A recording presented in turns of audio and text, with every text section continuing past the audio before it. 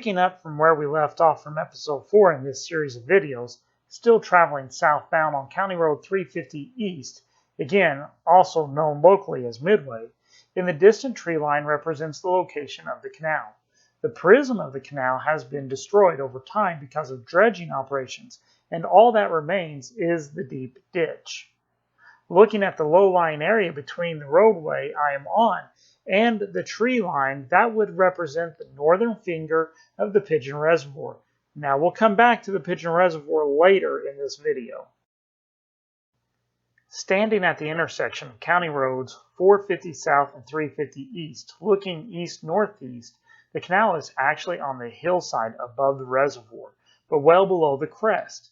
The hill actually is part of the Pigeon Summit that was cut through to our north, and the canal follows this hillside's topography in this area as it twists and turns heading south towards the town of Port Gibson. In the tree line in front is the low, flat terrace that represents the location of the canal. It has been filled in this area. Beyond the tree line, the canal has actually turned away and is heading southbound along the hill again. Taking a closer look on the east side of County Road 350 East, this tree line is actually downhill of the canal by just a little bit, and the canal actually stays above this tree line.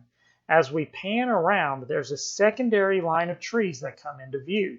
This is the location of the bed of the canal, and again, it follows the topography of the hill and would actually be on plane with the silver barn that you see off in the distance.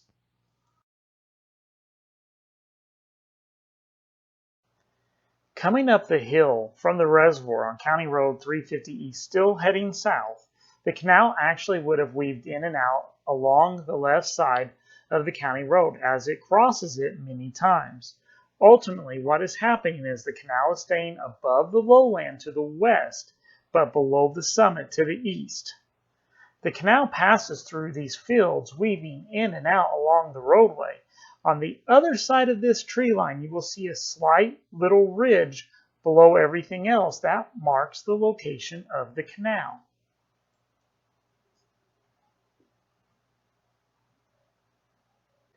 Now, the canal actually comes through the tree line off onto the right-hand side, closest to the telephone poles. They represent the location of the towpath. There is a lake on the southeast side of the towpath. The rest of the prism has been flooded to form this small pond.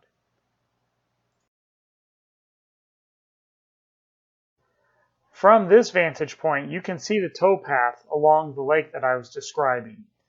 The towpath and the canal actually cross this road and make a turn to the west. After the canal crosses this road, it would have passed through this field. There's obviously nothing left of it. From here, it would have entered the tree line in the distance. The canal continued west for a short period before turning to the south-southwest again as it enters into the town of Port Gibson. The town of Port Gibson was situated mostly in this field before us. As you can see, there's nothing left of the town. We're going to visit that area of the defunct community in a few moments, but not before we go back and discuss the Pigeon Reservoir. Pigeon Reservoir was a large reservoir, originally engineered to be 1,000 acres, but at times it swelled up to be over 2,500 acres according to local witnesses, particularly William Cochran of Oakland City. The map here shows how big from the overview this reservoir actually was.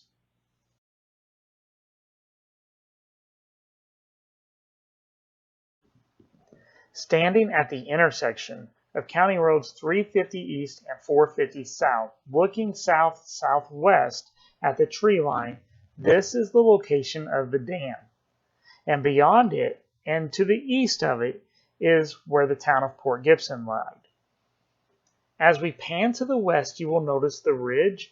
That forms the western and southwestern boundary of the reservoir. Continuing around the reservoir to the northwest, that low gap is where Sand Creek, now called Pigeon Creek, comes in and was the major tributary for the reservoir. Then you have the northwestern border of the reservoir at the hillside before you, and that ridge continues east.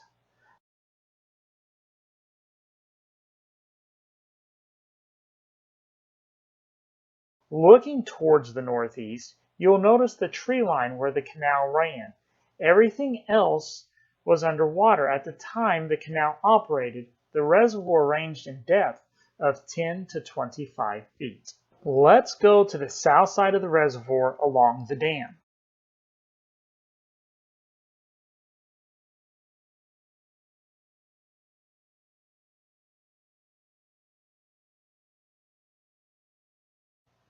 We're on County Road 550 South, looking north into what would have been the watered section of the reservoir. As we pan to the east, this county road is built atop of the dam.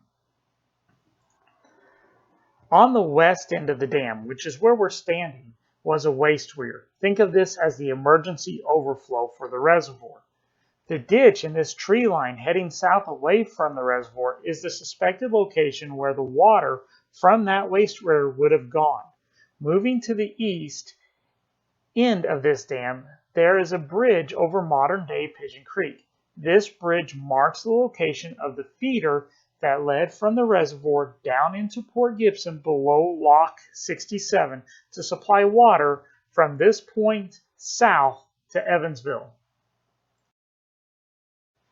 Looking at the North Fork of Pigeon Creek on the north side of the County Road 550 East, you can see timbers coming out of the side of the bank.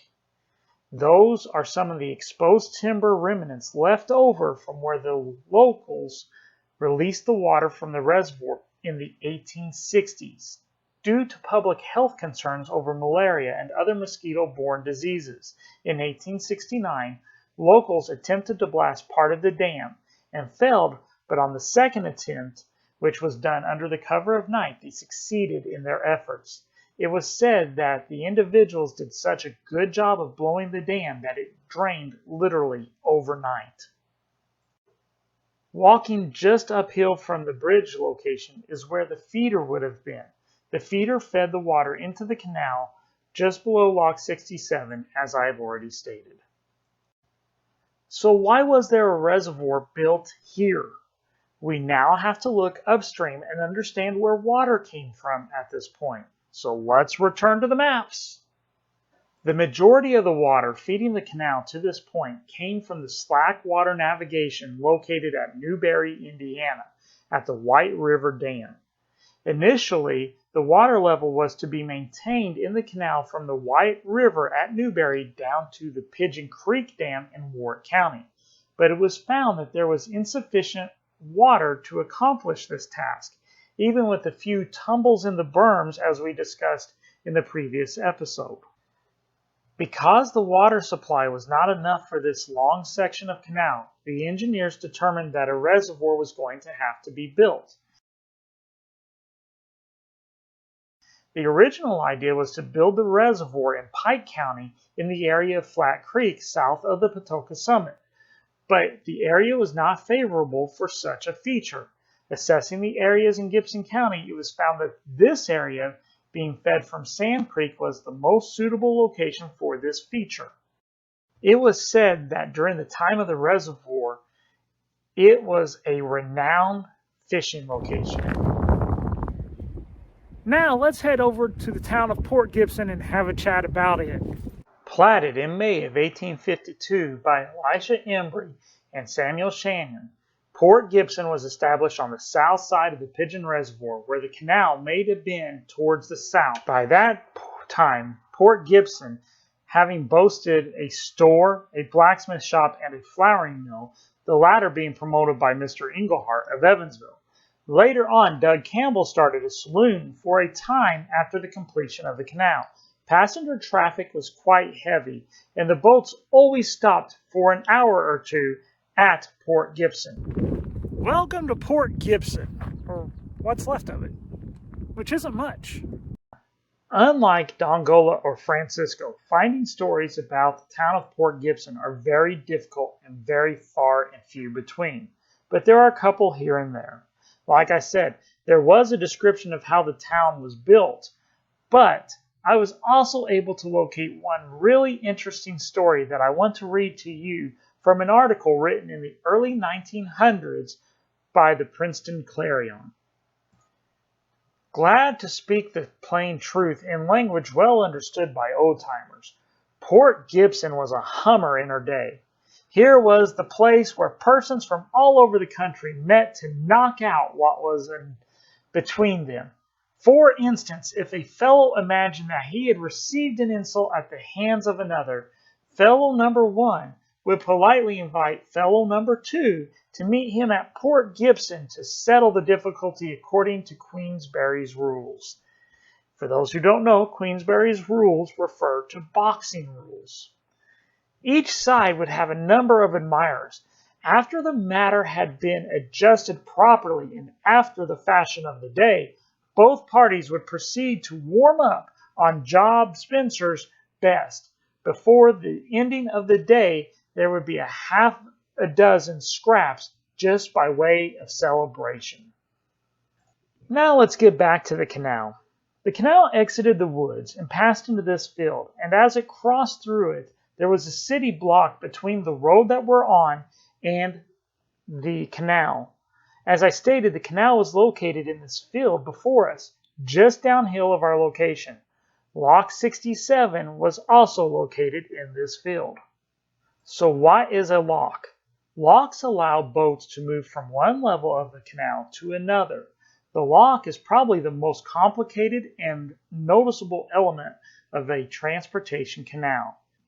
Basically, the lock is a long box with a floor, two parallel walls, and gates at each end. The floors serve as the bottom of the box and as the foundation of the walls and gates. Early locks had wooden floors which were supported on piles. There may also be transverse walls under the floor to stop water flowing downstream under the lock. This could cause issues if this occurred. Wood in the floor and under the floor will not rot as long as it is kept submerged, as we discussed in episode 3 about the box culverts. Often the spaces between timbers and under the wooden floors were filled with clay as further waterproofing. Above the floors are two parallel walls. The space between the walls is the lock's width. Walls may be made of the wood cribs, which are cheap but don't have a long lifespan, masonry, steel, or concrete. Many rough masonry locks have wooden liners to protect the boats. These are known as composite locks. Lock walls have to enclose the water in the lock and hold back the earth on each side. They also have pockets on each end to receive the lock gates in the open position and may have channels for water. The walls usually extend a little upstream and downstream of the locks. At the upstream end of a lock is the sill. The sill is the point that the floor of the canal changes elevations, and its height above the floor is equal to the lift of the lock. Sills may be located just inside the upper gates, in which case the upper gates are shorter than the lower gates, or just above the upper gate pocket, in which case all gates are of the same height. Lock 67 had a lift of 7 feet, and 800 feet below this lock was Lock 68, also with a lift of 7 feet. Between the two locks would have been where the feeder that came in from the reservoir. These two locks began the stair-stepping that occurs to bring the canal bed down to the terminus elevation in Evansville. Not including these two locks, there were 3 more locks in Gibson County and 2 locks in Warwick County. South of State Road 168, not much of the canal is left. There are a few pockets here and there. There was a lock down there, Lock 69, just south of the State Road. Well, it's about a half mile south of the State Road, but there is nothing left of it. And then it continues through the fields down through there in the bottomlands of Pigeon Creek. We are now south of State Road 168 on County Road 300 East, looking southeast into this field. You are looking into the bed of the Wabash and Erie Canal. In the southeast corner of this field was the location of Lock 69. Lock 69 was of the timber crib design, as were Locks 67 and 68, and all locks from this point south along the canal. Lock 69 had a lift of 8.5 feet.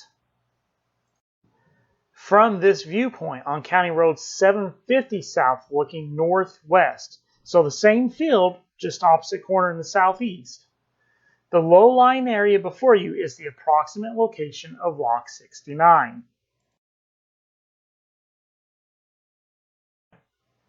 From this same location looking southeast, the distant clump of trees is the location of a very small watered section of canal, not much bigger than a small watering pond for livestock.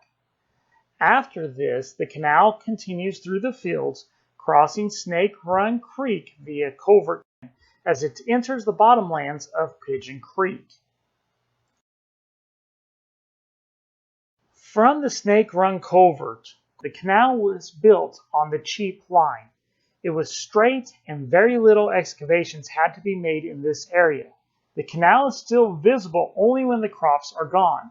All that remains is a small dip in the field. However, aerial photos once again show the path of the canal through here with relative ease. We are now on County Road 550 East. This ditch line is all that remains visible of the Wabash and Erie Canal bed. The clump of trees before you was the location of lock number 70, and there is still about a 3-foot drop visible, but nothing else remains except for a small watering hole.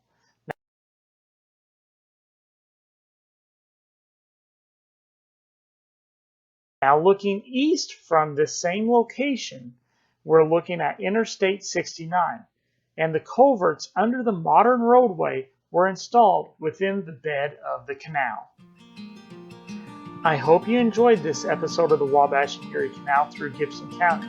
We have one more episode left, and I hope you will join me as we explore the last remnants of the canal in Gibson County, Indiana. The 1849 and 1853 reports to the state of Indiana, along with the American Canal Society, provided technical information for this episode. Port Gibson plat information was obtained from the Gibson County Surveyor's Office.